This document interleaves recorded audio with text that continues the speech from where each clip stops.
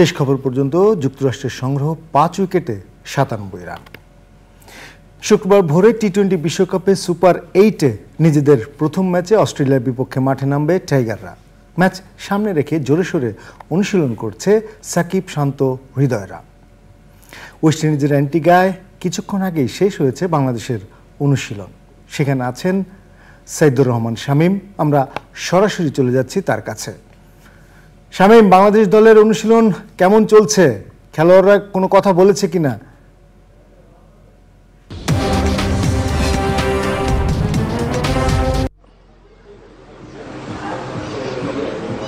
হ্যাঁ রাহুল, আমি দাঁড়িয়ে আছি কুলিস ক্রিকেট গ্রাউন্ডে। কুলিস ক্রিকেট গ্রাউন্ড এটা হলো গিয়ে অ্যান্টিগা এয়ারপোর্টের ঠিক পাশে। এখানে আন্তর্জাতিক ম্যাচ খুব একটা হয় না, হয় প্রস্তুতি ম্যাচ এবং ক্যারিবিয়ান প্রিমিয়ার ক্রিকেট লিগের ম্যাচগুলো। তো এই মাঠের একটা ঐতিহাসিক গুরুত্ব আছে। এখানে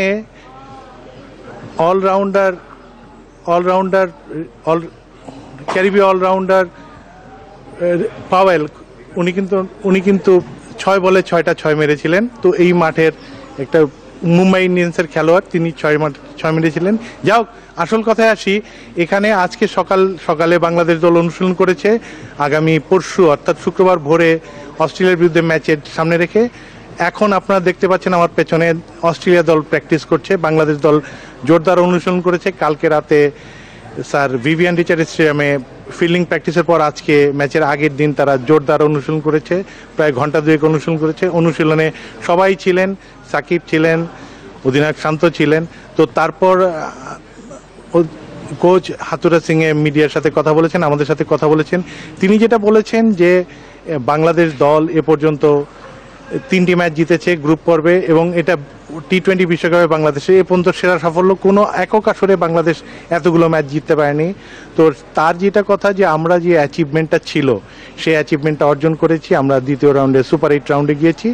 আমরা এবার প্লেয়ারদের বলে দিয়েছি এবং প্লেয়াররাও করেছে, তারা ফ্রি হ্যান্ড খেলবে, মুক্ত হয়ে চাপমুক্ত হয়ে তাদের সেরা খেলাটা দিতে চাইবে এবং তাদেরকে ছেড়ে দেওয়া হবে তাদের ফ্রি হ্যান্ড এবং নিজের মতো করে খেলার। এবং এই উইকেট কিছুটা ভালো থাকবে। আজকে জেনেছেন নিশ্চয়ই যে সাউথ আফ্রিকা এবং যুক্তরাষ্ট্রের ম্যাচে যে উইকেটটা হয়েছে স্যার ভিভিয়ান রিচার্ড স্টেডিয়ামে, সেখানে বেশ রান হয়েছে এবং তারা আশাবাদী। হাতুরে সিং যেটা বলেছেন, আমি খেলোয়াড়দের স্বাধীনতা দিব খেলার জন্য, পুরো নিজের মন মতো করে খেলার জন্য। এবং তাতে আমরা আশা করি 3 জন যে বড় প্রতিপক্ষ আছে অস্ট্রেলিয়া, ভারত এবং আফগানিস্তান, তাদের সাথে থেকে তারা সেরা খেলাটা দিতে পারবে। এবং হাতুরা সিং যে কথাটা বলতে চাইছেন যে খেলোয়াড়দের নির্ভর হয়ে খেলার সুযোগ দিলে হয়তো বাংলাদেশ ভালো কিছু করবে। এবং তিনি যেটা বলেছেন যে এখন যা পাবো তাই আমাদের লাভ, আমরা সেইভাবেই খেলবো। আমরা ম্যাচ বাই ম্যাচ খেলছি এবং সেই অনুযায়ী পরবর্তী পরিকল্পনা নেব। আর অস্ট্রেলিয়া দল এখন প্র্যাকটিস করছে, আপনারা দেখতে পাচ্ছেন। তো বাংলাদেশ এই হলো আমার কাছে আপডেট। আশা করা যায় বাংলাদেশ দল তাদের সেরা খেলাটা খেলবে এবং একাদশে হয়তো একটা পরিবর্তন আসতে পারে, উইকেটের কথা মাথায় রেখে হয়তো পরিবর্তন আসতে পারে।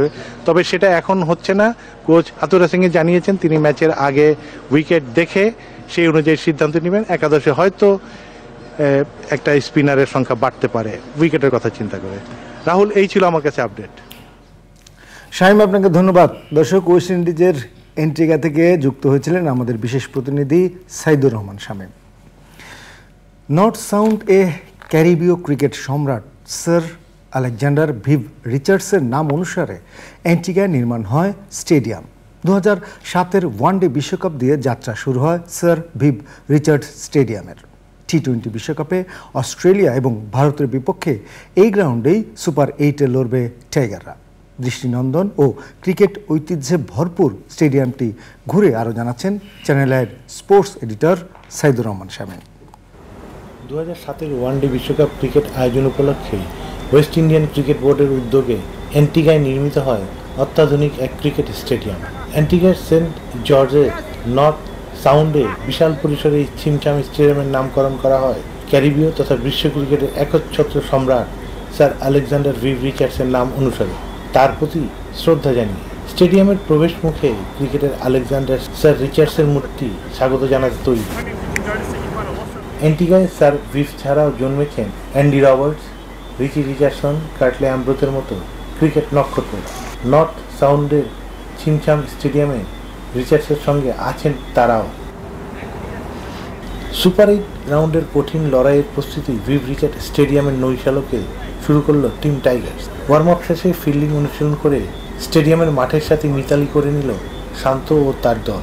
যদিও এই অনুশীলন সেশনে ছিলেন না খোদ অধিনায়ক শান্ত এবং অলরাউন্ডার সাকিব। তবে ক্যারিবীয় ক্রিকেটের অবিসংবাদিত সম্রাটের নামে নামকরণ করা মাঠে অস্ট্রেলিয়া ও ভারতের বিপক্ষে আসন্ন লড়াইয়ের জন্য নিজেদের উদ্দীপ্ত করে নিলেন লাল সবুজের ক্রিকেট যোদ্ধারা। এই মাঠেই 20 ও 21শে জুন ক্রিকেট পরাশক্তি অস্ট্রেলিয়া ও ভারতের বিপক্ষে বাংলাদেশের সুপার 8 রাউন্ডের গুরুত্বপূর্ণ ম্যাচ। ক্যারিবীয় ক্রিকেটের সম্রাটের আস্তানায় বাংলাদেশের ক্রিকেটাররা। অ্যান্টিগার কৃতি সন্তান স্যার ভিভিয়ান রিচার্ডসের নামে গড়া হয়েছে একটি পেল্লাই স্টেডিয়াম। এই স্টেডিয়ামই বিশ্বকাপের 2টি ম্যাচ খেলবে সুপার 8-এর বাংলাদেশ। 20 জুন অস্ট্রেলিয়ার সাথে, এরপর 21শে জুন ভারতের বিপক্ষে। সেই বড় ম্যাচের আগে বাংলাদেশ অনুপ্রেরণা খুঁজল ভিভিয়ান রিচার্ডসের নামে গৌরবান্বিত এই স্টেডিয়ামে অনুশীলন করে।